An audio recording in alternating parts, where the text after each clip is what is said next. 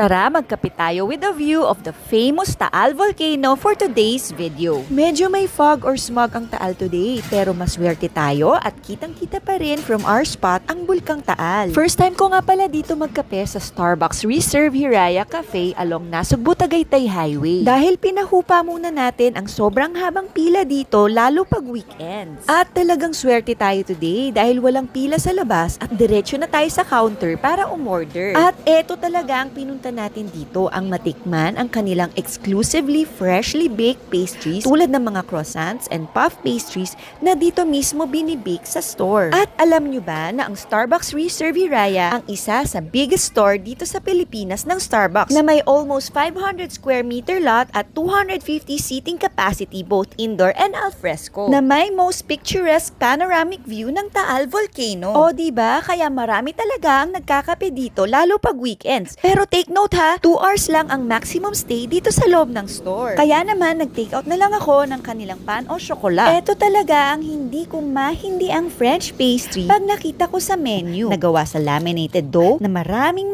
butter at may palamang dark chocolate sa loob. Napakahirap kasi nitong gawin nung nasa pastry school kami, lalo nasira yung sheeter namin noon. Kaya pag mukhang legit ang pan o syokola, umu-order talaga ako. At approve naman sa akin ang version ng Starbucks Hiraya. Maganda ang lamination, generous ang feeling at lasa mo ang butter. Oh, till the next one, paalam!